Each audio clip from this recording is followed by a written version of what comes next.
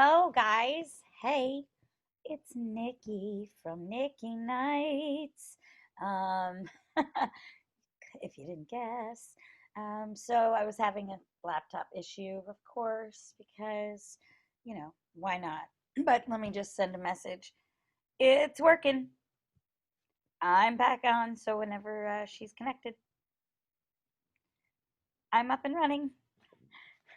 I just send little voice notes throughout the day, and my friends and people that I work with hate them. No doubt, no doubt. Do they hate them?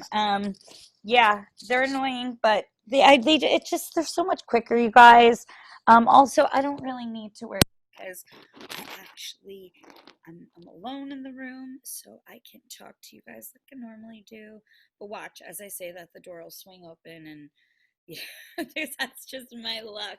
Oh, you guys know it. So, but my luck has been this morning. I was a lucky girl.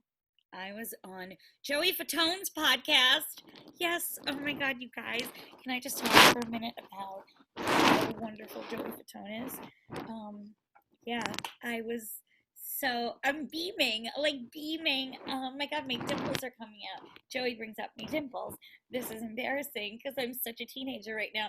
But honestly, I was the biggest Joey Fatone fan growing up, still am. And oh, look at that. Now it's a little better. You can see me a little bit better, not as harsh lighting. But what fun I had. I just texted Anna and I said that was the most fun I've ever had as a guest on a show ever. I've loved every appearance of every show I've ever been on, but Joey Fatone just lit up my heart in a way. Oh my gosh, so fun. His producers were incredible. Joe, Jason, oh, so fun to just be there. So everybody, I know my podcast is like way smaller and it's a way tinier platform, but if you listen, please go follow Joey's. He's incredible. So I am going to bring in my guest. I have an incredible performer on today, brilliant drag performer, who I'm actually going to be performing in Alabama with at Alabama Pride. Sharon Cocx, we're going to bring you in right now. Hi. How are ya? I'm awful because I've been making you wait all morning and I'm a horrible person. I'm so sorry. Do you want to see? Don't. As long as this is a making of a show. Okay, good. So at least I know that you weren't like in pantyhose and like I'm because wearing. then I would have not been able to. My afternoon wouldn't have been right. I would You're have been really completely upset fine. with You're completely myself. fine. I completely understand it. Thank you again for having me for sure. No, well, welcome. I'm first of all, I'm so excited to come to Alabama. Oh, we can. I can't wait to meet you personally. So We're super excited. you grew up in Alabama? No, I'm actually from Venezuela. I'm from South America, and I've been here in the States for 18 to 19 years already. Wow. I And graduated how from high long school here. have you been doing drag? I've been doing drag for 8 of those. Oh gosh, yeah, I've been doing drag for almost 8 years now. It's making fun of over here. And Yeah. how did you get Um, into it? well, I started. It's funny because I'm a theater person, so I love theater. And I was doing a production of Dolly Parton's Nine to Five in London Yes. Theater. Yeah, and Working 9 to 5. so good. Oh, come on. You The don't even fact know. that she opens a show with a video and she says, "Hi, how are y'all?" and like it's just her at the beginning. It's everything. But I had Bell's palsy during the run of the show, and half of my face was completely like immobile. Oh my God. And which was funny when I was trying to say not to fight because my lip would. But I was looking for ways that I could like, they give you like those exercises to like work with a straw and stuff like that, blow through a straw for like muscle movement. Sure.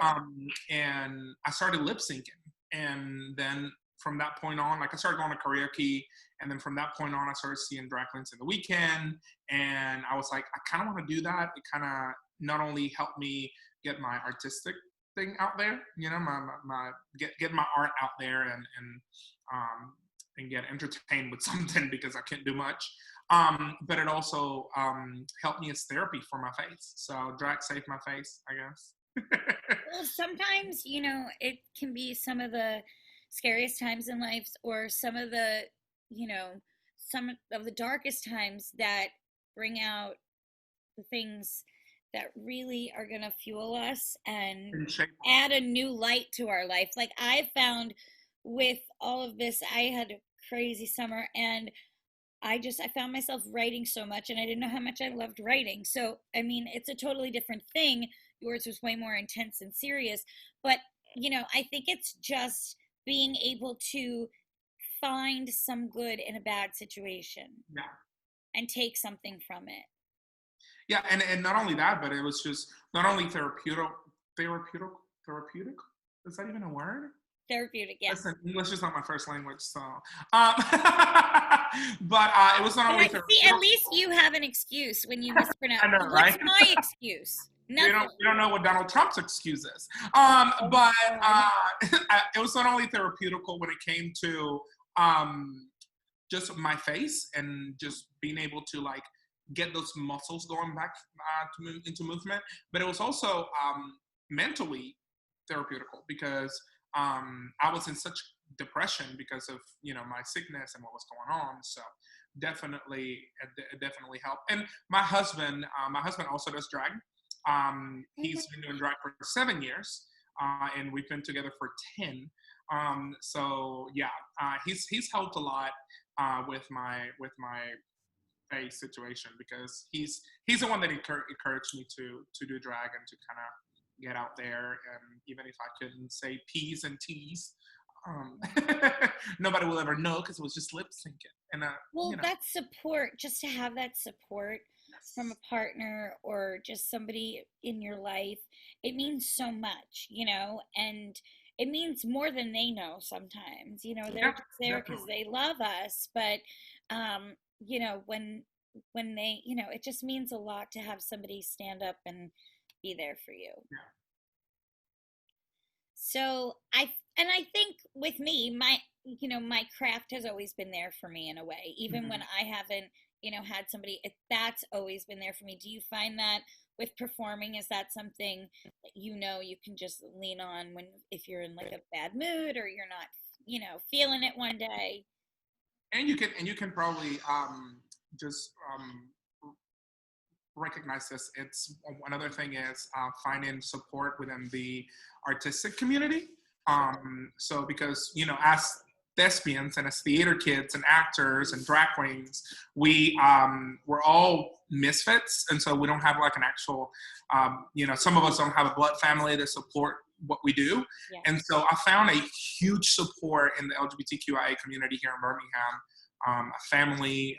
Not only that, but I was able to build my own house of Cocx. So I have my kids and my brothers-in-law and my sisters-in-law, and I don't even know how to like. I was trying to make a family tree the other day, and I was like, it's time to like put other trees around it because this tree getting too big. But no, it was But that's a testament to you, though, because that means people see something in you that makes them want to be around you and they're comfortable. And when you build a family, you can be born into a family, and some of us are born into families that are accepting and loving, and some of us are just, I guess, born into families that just don't get it. And, and then the relationship goes away. But when you build a family, whether it's with friends or even coworkers, sometimes can become family. Um, that says a lot about you because that's the people you choose to be around. And I just from just talking. So I'm going to tell everybody how Sharon. So Sharon and I are going to be performing together at Alabama Pride. So yes. that's the origin of Sharon and I's relationship. Just to bring you back for a little second. Um, I'll so do so it. I've been talking to Josette, who has been handling everything for us, and I've just heard so many wonderful stories about you, and so I just couldn't wait to have you Been on. lying. It's all lies. It's not. No, Josette is amazing. Josette is my drag sister-in-law. Right? Uh, So it's part of that I family. think that's the term. Just right here looking at me like, yeah, I guess. But Josette has been amazing, and she's put all this together, and I love her. She's also my boss, so I have to say that. And you know, it's just she's always on top of things, which is, you know, something that I need help with because I am not. Can I I'm tell not you? procrastinating. Okay, story time. Okay. Diana, my publicist who just Uh-huh. sent you that Zoom invite, she's on top of things. I try to stay on top of things. I have messed up more this week by by after I traveled getting here, I have forgot about things. I have forgotten to send Zoom invites. I have forgot I'm like so I said to somebody this morning, I said, I really just need to stay in my lane and be the mouth of the show. And she was like, yeah. Listen, I know Joe said it's probably never going to admit this or sign up for it, so I'm just going to sign her up for it. When I hit fame sometime, and you know, people will make me a famous celebrity, she's going to be my publicist. She's going to be my PR. I will. She'll be lighting everything up. She'll be calling everybody. I'm not doing nothing. I will mess everything up. I will forget to answer to emails. Like your email, when you send me your email on Wednesday, I looked at my phone. My cousin got married this weekend, and I was wearing Congratulations. multiple hats. Thank you. I was wearing multiple hats, and so I looked at my email and I was like, oh my gosh, I should have answered Nikki earlier. And so I answered it really quick. And so it's fine. That's why I was like, you know what? Don't It worry went to about it my because spam I'll folder. not to I message. honestly, I think I'll tell you, you ready for this? This I have 13,758 emails that I have not opened from like spam and so I have what happens is I have them on like a VIP list and I'll go in and I'll check that and then I'll check my regular ones daily. Yeah. When Diana hears about You 13,000, have to take a week off to just read those I messages. know what is going to happen is that the account's going to get deleted. I'm going to start a new one so that it's just easier that So you can way. just say, you can just put on your Instagram, if you message me and I haven't gotten with you, send an email to this email because It's I'm not part of the other. personal. I'm just personally messed up. I just, it's like my mind, I have a creative mind and my mind goes in 40 different directions. And yes, it's like I could hear a song and then I'm singing that song. And then all of a sudden I'm like thinking about the music video. And then it's like, and then I'm like, oh, but I have to write. And so please forgive me for the mess up. You're I was, good. God knows what I was thinking or doing. Listen, we drag queens always are late to things. So when we don't happen to be the one who makes something, we're fine. We're fine. We'll just sit back. I sit back on that couch with without my wig on, without my lashes for a couple of minutes, and it was everything. Oh So my thank you. gosh. Can I tell you? I went out last night. I went to Outfest here. Uh-huh. My dear friend Ryan Casada, who's a brilliant musician, he had a movie premiere, and it closed out Outfest. So it was a drive-in movie premiere. It was really cool, and I was just so tired by the end of it. And it was great to be there. And it was so fun by the time I got home. And my friend who I'm staying with, we were watching God knows what reality show till like 3 in the morning as he was rebuilding his bed frame. So this is kind of, that's, Listen, I'm I just completely running understand. on fumes. I completely understand. Here, before the pandemic, I was, and I say before the pandemic, I was because we had to take a little break. But before the pandemic, I was running two brunches.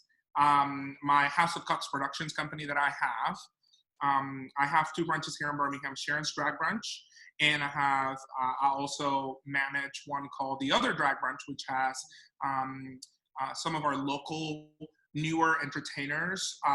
We actually have the only drag king in a cast in Birmingham, so excited about that.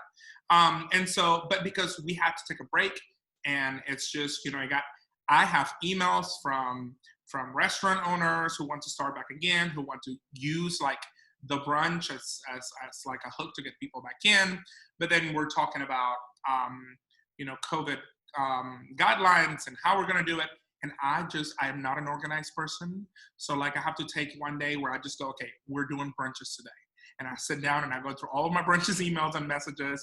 I'm also the graphic designer, so like I have to create a poster. So yeah, I for somebody who's not organized, I put a lot on my plate. but it's what I love to do. I think it's like a thank you to Birmingham for being that support for me. Beautiful. And then not only that, but being able to enjoy something with friends and with other drag queens and drag kings and entertainers here in Birmingham, and then giving a little taste of other types of entertainers to our city. So definitely, it's just, even though it's a little stressful at times from having all this, to wear all these hats, I secretly enjoy it. So I secretly I'm enjoy the being same busy. way. I strive under pressure. I'm like a little crazy person. The more you give me, the better. I'm like, Mhm. give me a stack up a million meetings in a day. Like I'm a weirdo like that. I actually, my friends have to tell me to take lunch breaks. I'm but that bad. So I totally get what you're saying, because when you love what you do, you feel it every second of every day. You can't turn it off. Like, I guess another job, but we don't want to turn it off either.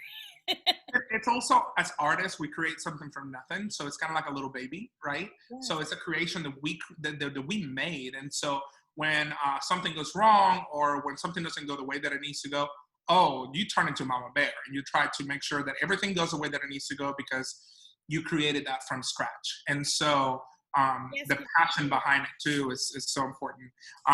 But slowly but surely, Sharon took a mental break. Um, Things can get a little crazy at times during quarantine, a little toxic. So Sharon took a break. This is an exclusive. I haven't been in drag. Oh, look at this. I haven't been in drag in, gosh, I'm going to 2 to 3 months or something like that. So I got in drag for you, my friend.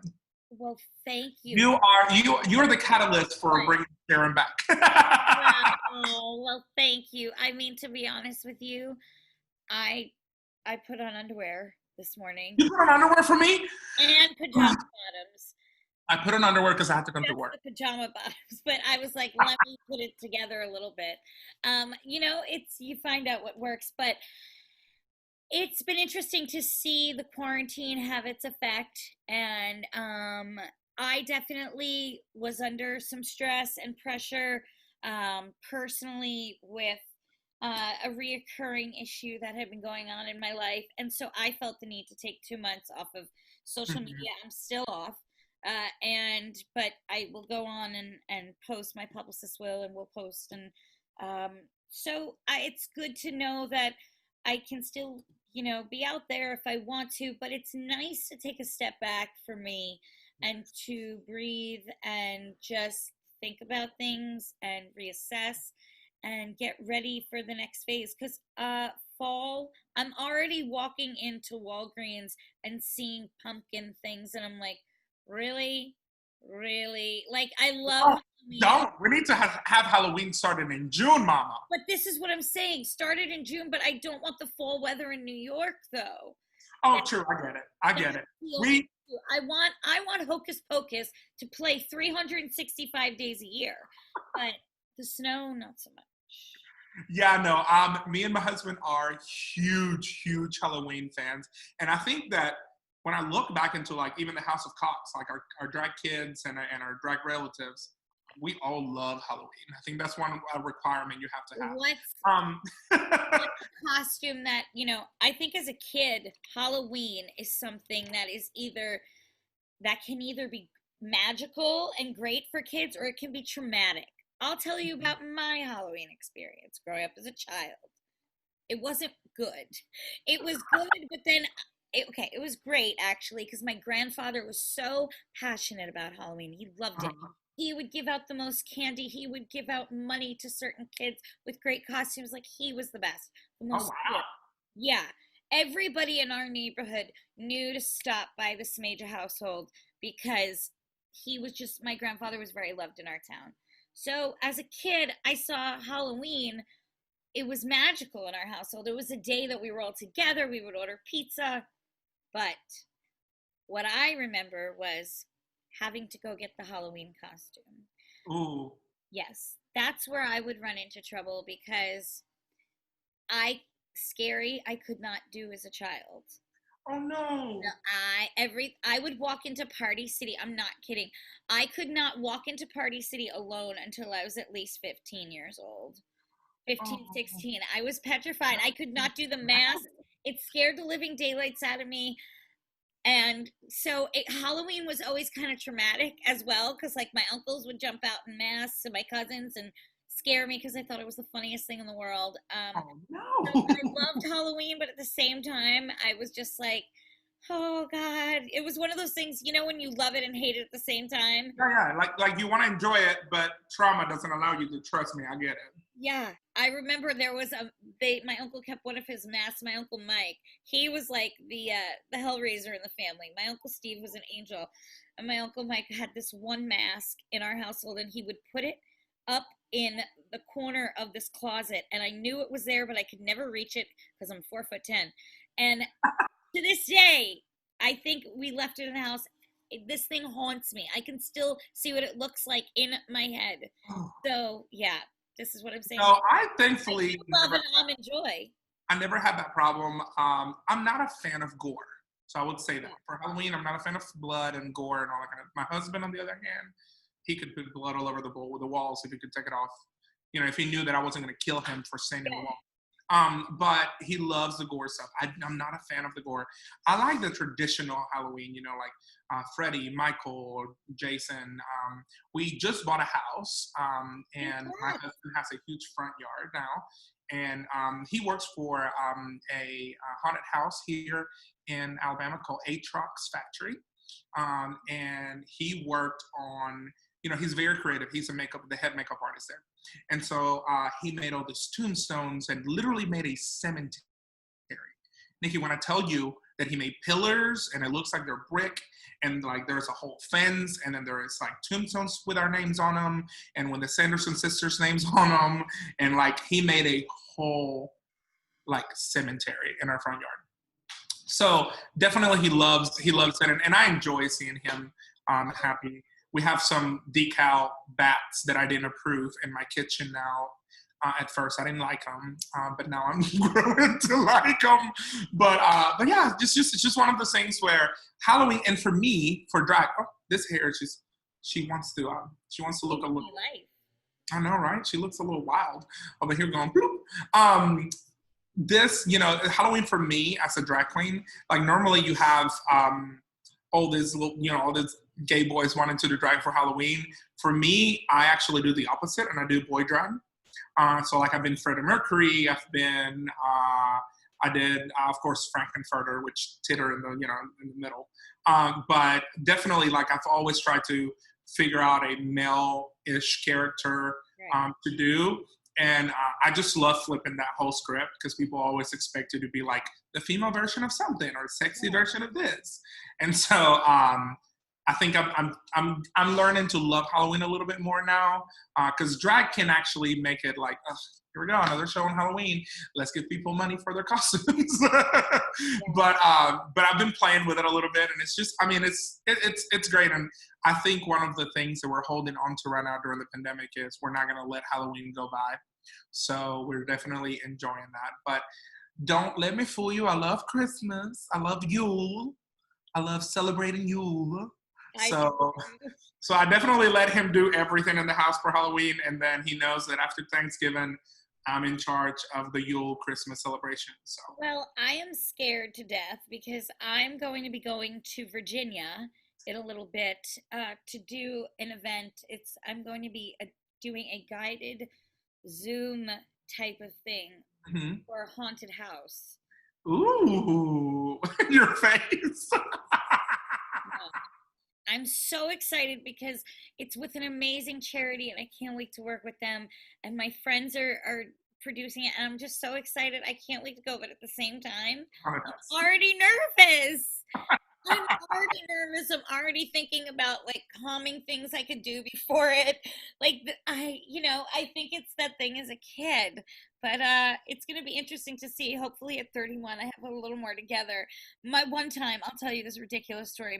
My friend growing up, her father would go all out for Halloween, and one year I went up to the front door. I was dressed as a witch, and I had on these heels, like these boots with like stilettos and pointy toes. Mhm. I thought I was fabulous, and I went up to get candy at the front door, and all of a sudden, Her dad jumped out in a mask, screamed, and I jumped so far back. I jumped down the stairs and I ran down the street all the way home. In those heels? Yes, but I was 16.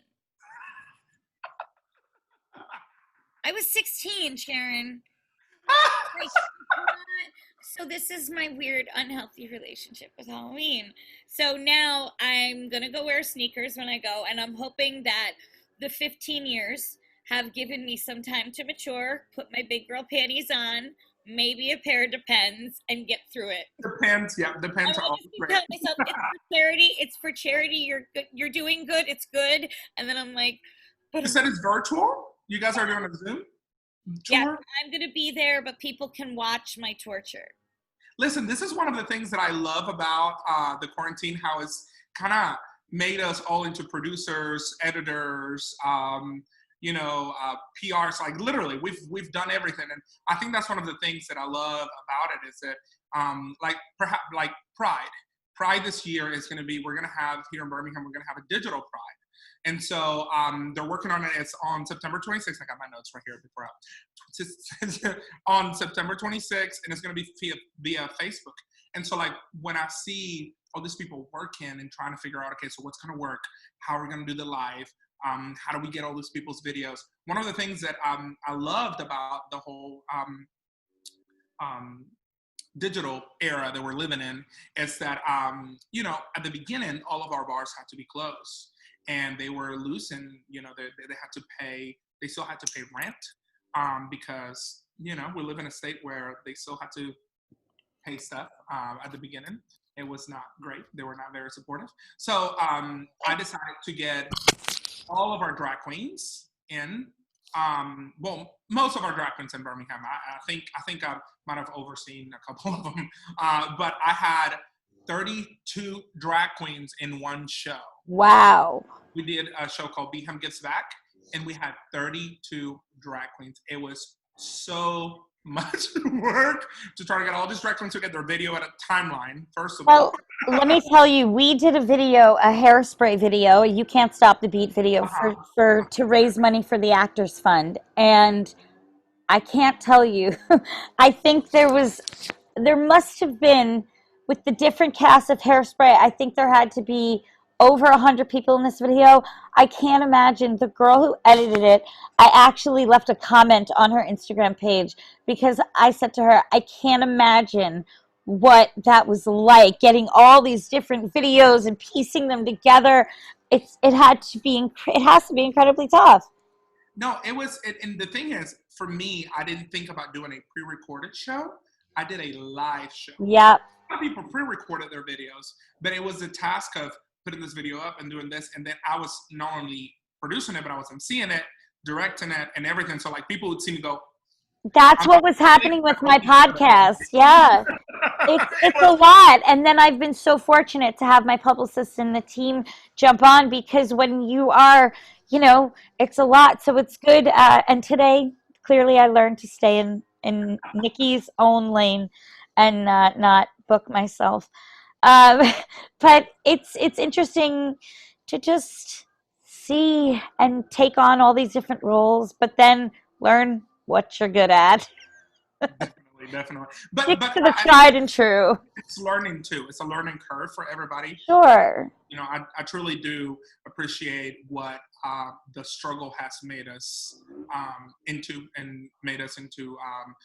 entrepreneurs pretty much. And, a lot of practice, a lot of entertainers that never thought that we would be doing music videos. And virtual prides. I know when people heard about virtual prides, they were like, it's not the same, but Pride, when you get a group of people together, even virtually, and you feel the spirit and you feel the energy and the love, it can still have a great effect and you can have a great time.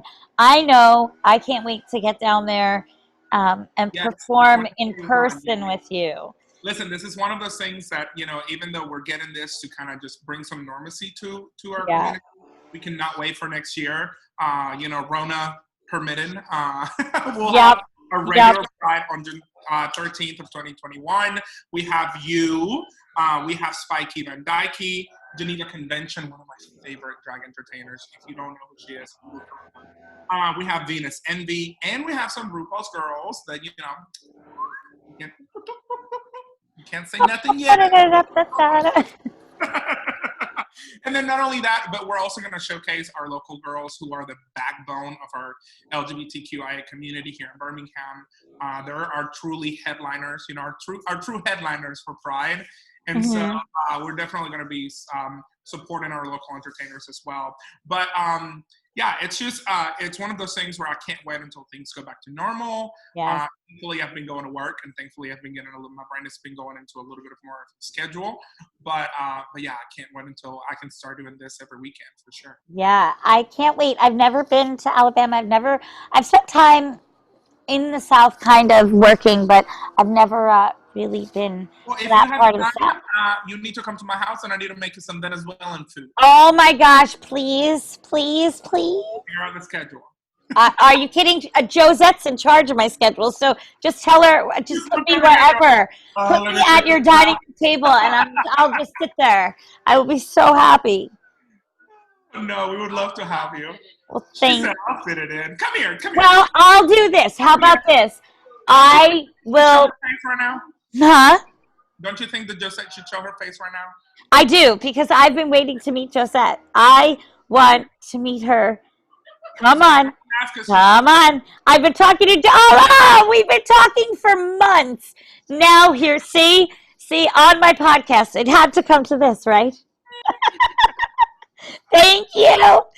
Been working hard. That's also one of my favorite parts about this business is you get to meet so many different people that maybe, you wouldn't have met, me just living on Long Island. It's like being in this business and taking all these different avenues and getting to meet people. And like Josette and I have formed a bond, and it's been so sweet. So thank you, Josette, for being patient with me.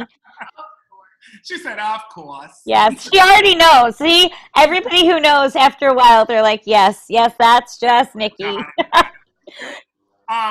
One more thing that I want to say. I know that, we're supporting our local drags and supporting our local organizations. I want people to encourage you to go to centralalabamapride.org. I know that even though they're doing a digital Pride, they're still looking for sponsors to be able to put this together. If you want to have like a little blur, if you're one of our local businesses, and if you're not local, if you're a national business and want to help, a local Pride, we would accept that. But it's all leading towards next year. Trying to gather ourselves from this mad year that has been 2020. And so yeah, please go visit that page. Well, thank you. And where can we personally keep up with you? Instagram, mainly right now. So it's going to be Sharon Cocx, at Sharon Cocx. I post I was posting pretty often, but now I'm going to get back to that. And then you can always find me on Facebook. Hopefully here in the next couple of days, I'm going to be coming back on Facebook. But yeah, Twitter, Facebook, and Instagram, all at Sharon Cocx. And that is COCX at the end. But yeah, so I'm super excited. I'm super excited that we're friends now, that I'm going to feed you Venezuelan food, and that you have me in your show. I'm really appreciative of that. Oh my gosh. Well, thank you so much for putting up with me and my craziness. And you're wonderful. And I can't wait to eat your Venezuelan food. I don't think I've ever had Venezuelan food, so I'm so ready. You just say when. Chicken shredded beef. I'm going to give you some plantains fried. Girl, oh my God. Oh, I'm so ready. Well, I can't wait to see you, and I will see you soon. Thank you so much for having me. Have a great day. Thank you. Bye-bye. Bye. It happens to me all the time. I'm always like trying to click leave and do like a cute exit and be like, bye. And then, nope, leave. No, leave. No, leave. And then you're like, bye. Bye again. Bye one more time for the people in the back. Oh, gosh. So anyway, Sharon, thank you so much. Today has been like a wild day. Like I said, I got in really, really late last night from Outfest, but it was so fun. My buddy Ryan killed it. I'm so proud of him. Get ready for an incredible movie called Two Eyes coming out. Just super thrilled for him. And then woke up this morning and hopped onto a podcast with Joey Fatone. Still shocked that I got to speak to Joey Fatone this morning, and then got to speak with the lovely Sharon Cocx and talk about Alabama Pride.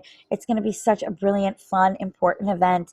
And if you're in the Alabama area while we are there, please come see us. And we'll be posting the dates as it approaches. You guys will be able to keep up on my personal Instagram about it, and of course Sharon. So please go follow Sharon Cocx and have yourself a lovely day, and know that I adore and love you all. I'm going to go out and explore LA. I'll see you soon. Bye.